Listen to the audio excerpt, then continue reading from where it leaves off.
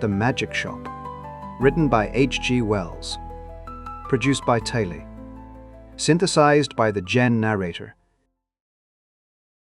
I had seen the magic shop from afar several times. I had passed it once or twice. A shop window of alluring little objects, magic balls, magic hens, wonderful cones, ventriloquist dolls, the material of the basket trick, packs of cards that looked all right, and all that sort of thing.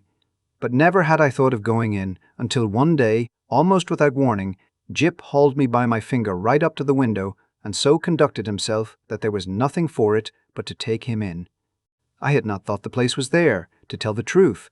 A modest-sized frontage in Regent Street, between the picture shop and the place where the chicks run about just out of patent incubators. But there it was sure enough. I had fancied it was down nearer the circus, or round the corner in Oxford Street, or even in Holborn, always over the way and a little inaccessible it had been, with something of the mirage in its position. But here it was now quite indisputably. And the fat end of Jip's pointing finger made a noise upon the glass. "If I was rich," said Jip, dabbing a finger at the disappearing egg, "I'd buy myself that. And that. which was the crying baby, very human, And that." which was a mystery, and called, so a neat card asserted, buy one and astonish your friends. "Anything," said Jip. "will disappear under one of those cones. I have read about it in a book. And there, Dada, is the vanishing halfpenny, only they've put it this way up, so as we can't see how it's done." Jip, dear boy, inherits his mother's breeding, and he did not propose to enter the shop or worry in any way, only, quite unconsciously, he lugged my finger doorward, and he made his interest clear. "That," he said, and pointed to the magic bottle. "If you had that," I said, at which promising inquiry he looked up with a sudden radiance. "I could show it to Jessie," he said, thoughtful as ever of others. "It's less than 100 days to your birthday, Gibbles," I said, and laid my hand on the door handle. Gip made no answer, but his grip tightened on my finger, and so we came into the shop. It was no common shop, this. It was a magic shop, and all the prancing precedence Jip would have taken in the matter of mere toys was wanting. He left the burthen of the conversation to me. It was a little, narrow shop, not very well lit, and the doorbell pinged again with a plaintive note as we closed it behind us. For a moment or so we were alone and could glance about us. There was a tiger in papier-mâché on the glass case that covered the low counter. A grave, kind-eyed tiger that waggled his head in a methodical manner. There were several crystal spheres, a china hand holding magic cards, a stock of magic fishbowls in various sizes, and an immodest magic hat that shamelessly displayed its springs. On the floor were magic mirrors, one to draw you out long and thin, one to swell your head and vanish your legs, and one to make you short and fat like a draft. And while we were laughing at these, the shopman, as I suppose, came in. At any rate, there he was behind the counter, a curious, sallow, dark man, with one ear larger than the other, and a chin like the toe cap of a boot. "What can we have the pleasure?" he said, spreading his long magic fingers on the glass case, and so with a start we were aware of him. "I want," I said, "to buy my little boy a few simple tricks." "Légère demande? he asked. Mechanical? Domestic?" "Anything amusing?" said I. Said the shopman, and scratched his head for a moment as if thinking. Then, quite distinctly, he drew from his head a glass ball. "Something in this way?" he said, and held it out. The action was unexpected. I had seen the trick done at entertainments endless times before. It's part of the common stock of conjurers. But I had not expected it here. "That's good." "Ah," I said with a laugh. "Isn't it?" said the shopman. Gip stretched out his disengaged hand to take this object, and found merely a blank palm. "It's in your pocket," said the shopman, and there it was. "How much will that be?" I asked. "We make no charge for glass balls," said the shopman politely. "We get them. He picked one out of his elbow as he spoke. Free." He produced another from the back of his neck and laid it beside its predecessor on the counter. Jip regarded his glass ball sagely, then directed a look of inquiry at the two on the counter, and finally brought his round-eyed scrutiny to the shopman, who smiled. "You may have those too," said the shopman. And if you don't mind, one from my mouth. So, Jip counselled me mutely for a moment, and then in a profound silence put away the 4 balls, resumed my reassuring finger, and nerved himself for the next event. we get all our smaller tricks in that way. The shopman remarked. I laughed, in the manner of one who subscribes to a jest. Instead of going to the wholesale shop, I said, of course it's cheaper. In a way, The shopman said. though we pay in the end, but not so heavily as people suppose. Our larger tricks and our daily provisions and all the other things we want, we get out of that hat. And you know, sir, if you'll excuse my saying it, there isn't a wholesale shop, not for genuine magic goods, sir. I don't know if you noticed our inscription. The Genuine Magic Shop. He drew a business card from his cheek and handed it to me. Genuine. He said, with his finger on the word, and added, There is absolutely no deception, sir. He seemed to be carrying out the joke pretty thoroughly, I thought. He turned to Jip with a smile of remarkable affability. You know, are the right sort of boy. I was surprised at his knowing that, because, in the interests of discipline, we keep it rather a secret even at home. But Jip received it in unflinching silence, keeping a steadfast eye on him. It's only the right sort of boy gets through that doorway. And, as if by way of illustration, there came a rattling at the door, and a squeaking little voice could be faintly heard. Yeah! I want to go in there, Dada. I want to go in there. Yeah! And then the accents of a downtrodden parent urging consolations and propitiations. It's locked, Edward, He said. But it isn't, said I. It is, sir. Said the shopman. Always. For that sort of child. And as he spoke, we had a glimpse of the other youngster, a little, white face, pallid from sweet eating and over-sapid food, and distorted by evil passions, a ruthless little egotist, pawing at the enchanted pane. It's no good, sir, Said the shopman, as I moved with my natural helpfulness, doorward, and presently the spoiled child was carried off howling. How do you manage that? I said, breathing a little more freely. Magic, Said the shopman, with a careless wave of the hand, and behold! Sparks of coloured fire flew out of his fingers and vanished into the shadows of the shop. You were saying, He said, addressing himself to Jip. before you came in, that you would like one of our buy one and astonish your friends boxes? Jip, after a gallant effort, said, Yes. It's in your pocket. and leaning over the counter, he really had an extraordinarily long body. This amazing person produced the article in the customary conjurer's manner. Paper. He said, and took a sheet out of the empty hat with the springs. String. And behold, his mouth was a string box, from which he drew an unending thread, which when he had tied his parcel he bit off, and, it seemed to me, swallowed the ball of string.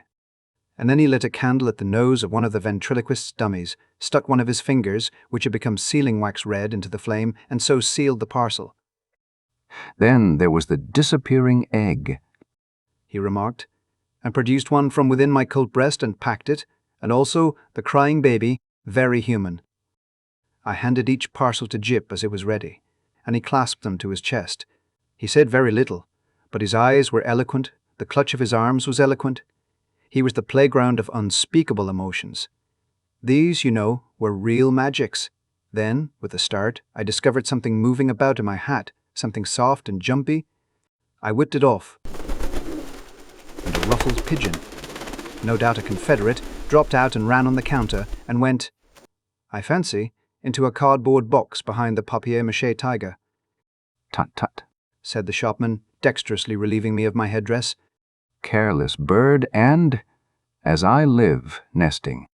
He shook my hat and shook out into his extended hand 2 or 3 eggs, a large marble, a watch, about half a dozen of the inevitable glass balls, and then crumpled, crinkled paper, more and more and more. Talking all the time of the way in which people neglect to brush their hats, inside as well as out, politely of course, but with a certain personal application. All sorts of things accumulate, sir. Not you, of course, in particular. Nearly every customer. Astonishing what they carry about with them. The crumpled paper rose and billowed on the counter more and more and more, until he was nearly hidden from us, until he was altogether hidden, and still his voice went on and on. We none of us know what the fair semblance of a human being may conceal, sir. Are we all then no better than brushed exteriors, whited sepulchres? His voice stopped, exactly like when you hit a neighbor's gramophone with a well-aimed brick. The same instant silence, and the rustle of the paper stopped, and everything was still. "Have you done with my hat?" I said after an interval. There was no answer. I stared at Jip, and Jip stared at me, and there were our distortions in the magic mirrors, looking very rum and grave and quiet. "I think we'll go now," I said. "Will you tell me how much all this comes to? I said, on a rather louder note, "I want the bill and my hat, please." It might have been a sniff from behind the paper pile. "Let's look behind the counter, Jip," I said. "He's making fun of us." I led Jip round the head-wagging tiger, and what do you think there was behind the counter? No one at all. Only my hat on the floor and a common conjurer's lop-eared white rabbit lost in meditation, and looking as stupid and crumpled as only a conjurer's rabbit can do. I resumed my hat, and the rabbit lolloped a lollop or so out of my way. Dada? Said Jip in a guilty whisper. "What is it, Jip?" said I. I do. Like this shop, Dada. So should I said to myself, if the counter wouldn't suddenly extend itself to shut one off from the door. But I didn't call Jip's attention to that. Pussy. He said, with a hand out to the rabbit as it came lolloping past us. Pussy, do Jip a magic? And his eyes followed it as it squeezed through a door I had certainly not remarked a moment before. Then this door opened wider, and the man with one ear larger than the other appeared again. He was smiling still, but his eye met mine with something between amusement and defiance. "You'd like to see our showroom, sir?" he said, with an innocent suavity. Jip tugged my finger forward. I glanced at the counter and met the shopman's eye again.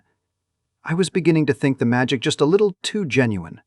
"We haven't very much time," I said. But somehow we were inside the showroom before I could finish that. "All goods of the same quality," said the shopman, rubbing his flexible hands together. "And that is the best. Nothing in the place that isn't genuine magic and warranted thoroughly rum." "Excuse me, sir." I felt him pull at something that clung to my coat sleeve. And then I saw he held a little, wriggling red demon by the tail. The little creature bit and fought and tried to get at his hand, and in a moment he tossed it carelessly behind a counter. No doubt the thing was only an image of twisted India rhubarb, but for the moment... And his gesture was exactly that of a man who handles some petty biting bit of vermin. I glanced at Jip, but Jip was looking at a magic rocking horse. I was glad he hadn't seen the thing.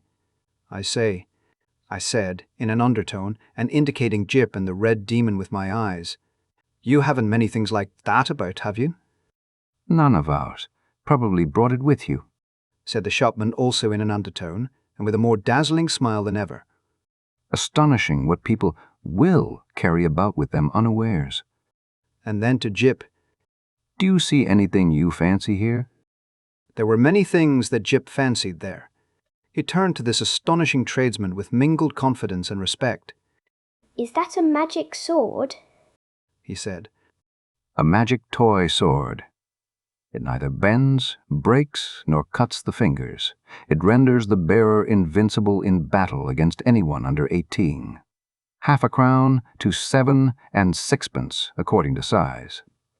These panoplies on cards are for juvenile knights, errant and very useful. Shield of safety, sandals of swiftness, helmet of invisibility." Oh, Daddy, gasped Jip. I tried to find out what they cost, but the shopman did not heed me. He had got Jip now. He had got him away from my finger. He had embarked upon the exposition of all his confounded stock, and nothing was going to stop him. Presently I saw with a qualm of distrust and something very like jealousy that Jip had hold of this person's finger, as usually he has hold of mine. No doubt the fellow was interesting, I thought, and had an interestingly faked lot of stuff, really good faked stuff, still. I wandered after them, saying very little, but keeping an eye on this prestidigital fellow. After all, Jip was enjoying it. And no doubt when the time came to go, we should be able to go quite easily. It was a long, rambling place, that showroom, a gallery broken up by stands and stalls and pillars, with archways leading off to other departments, in which the queerest-looking assistants loafed and stared at one, and with perplexing mirrors and curtains. So perplexing indeed were these that I was presently unable to make out the door by which we had come. The shopman showed Jip magic trains that ran without steam or clockwork, just as you set the signals, and then some very, very valuable boxes of soldiers that all came alive directly you took off the lid and said, I myself haven't a very quick ear and it was a tongue-twisting sound, but Jip, he has his mother's ear, got it in no time. Bravo, said the shopman, putting the men back into the box unceremoniously and handing it to Jip. Now, said the shopman, and in a moment Jip had made them all alive again. you'll take that box? Asked the shopman. We'll take that box, said I, unless you charge its full value, in which case it would need a trust magnate. Dear heart, no. And the shopman swept the little men back again, shut the lid, waved the box in the air, and there it was, in brown paper, tied up, and with Jip's full name and address on the paper. The shopman laughed at my amazement. Ha ha ha. This is the genuine magic, he said. the real thing.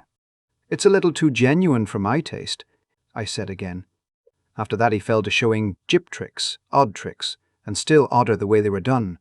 He explained them, he turned them inside out, and there was the dear little chap nodding his busy bit of a head in the sagest manner. I did not attend as well as I might. Hey, presto, said the magic shopman, and then would come the clear, small, Hey, presto. of the boy. But I was distracted by other things. It was being borne in upon me just how tremendously rum this place was. It was, so to speak, inundated by a sense of rumness. There was something a little rum about the fixtures even, about the ceiling, about the floor, about the casually distributed chairs. I had a queer feeling that whenever I wasn't looking at them straight they went askew, and moved about, and played a noiseless puss in the corner behind my back. And the corners had a serpentine design with masks altogether too expressive for proper plaster. Then, abruptly, my attention was caught by one of the odd-looking assistants. He was some way off and evidently unaware of my presence. I saw a sort of three-quarter length of him over a pile of toys and through an arch, and he was leaning against a pillar in an idle sort of way, doing the most horrid things with his features. The particular horrid thing he did was with his nose. He did it just as though he was idle and wanted to amuse himself. First of all, it was a short, blobby nose, and then suddenly he shot it out like a telescope, and then out it flew and became thinner and thinner until it was like a long, red, flexible whip. Like a thing in a nightmare it was. He flourished it about and flung it forth as a fly fisher flings his line. My instant thought was that Jip mustn't see him. I turned about, and there was Jip quite preoccupied with the shopman, and thinking no evil. They were whispering together and looking at me. Jip was standing on a little stool, and the shopman was holding a sort of big drum in his hand. Hide and seek, Dada. Cried Jip. You're he.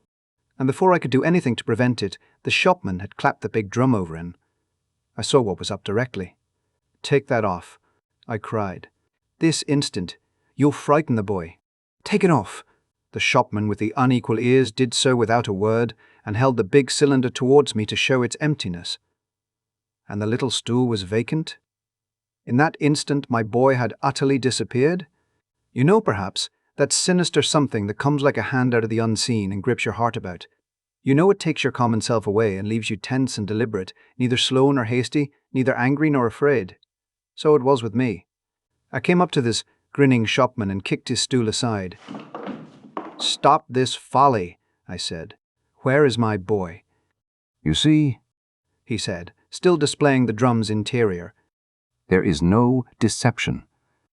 I put out my hand to grip him, and he eluded me by a dexterous movement. I snatched again, and he turned from me and pushed open a door to escape. Stop!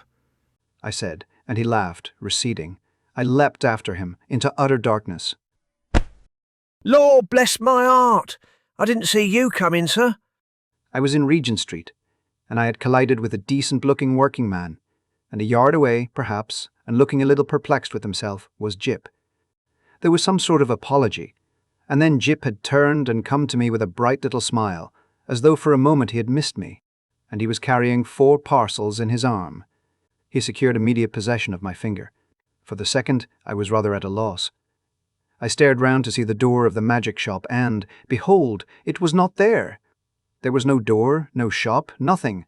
Only the common pilaster between the shop where they sell pictures and the window with the chicks. I did the only thing possible in that mental tumult. I walked straight to the curbstone and held up my umbrella for a cab. "Ansoms," said Jip, in a note of culminating exultation. I helped him in, recalled my address with an effort, and got in also. Something unusual proclaimed itself in my tailcoat pocket, and I felt and discovered a glass ball. With a petulant expression, I flung it into the street. Jip said nothing. For a space, neither of us spoke. "Dada, Said Jip at last. that was a proper shop." I came round with that to the problem of just how the whole thing had seemed to him. He looked completely undamaged. So far, good. He was neither scared nor unhinged. He was simply tremendously satisfied with the afternoon's entertainment, and there in his arms were the 4 parcels. Confound it! What could be in them? I said. Little boys can't go to shops like that every day. He received this with his usual stoicism, and for a moment I was sorry I was his father and not his mother, and so couldn't suddenly there, coram publico, in our hansom, kiss him. After all, I thought, the thing wasn't so very bad. But it was only when we opened the parcels that I really began to be reassured. 3 of them contained boxes of soldiers, quite ordinary lead soldiers, but of so good a quality as to make Jip altogether forget that originally these parcels had been magic tricks of the only genuine sort, and the 4th contained a kitten, a little living white kitten, in excellent health and appetite and temper. I saw this unpacking with a sort of provisional relief. I hung about in the nursery for quite an unconscionable time. That happened 6 months ago. And now I am beginning to believe it is all right. The kitten had only the magic natural to all kittens, and the soldiers seem as steady a company as any colonel could desire. And Jip? The intelligent parent will understand that I have to go cautiously with Jip. But I went so far as this one day. I said, "How would you like your soldiers to come alive, Jip, and march about by themselves?" "Mine do," said Jip. "I just have to say a word I know before I open the lid." "Then they march about alone?" "Oh, quite, Dada. I shouldn't like them if they didn't do that." I displayed no unbecoming surprise, and since then I have taken occasion to drop in upon him once or twice, unannounced, when the soldiers were about, but so far I have never discovered them performing in anything like a magical manner. It's so difficult to tell. There's also a question of finance. I have an incurable habit of paying bills. I have been up and down Regent Street several times looking for that shop. I am inclined to think, indeed, that in that matter honour is satisfied, and that, since Jip's name and address are known to them, I may very well leave it to these people, whoever they may be, to send in their bill in their own time. This was a Tele production. Thank you for listening.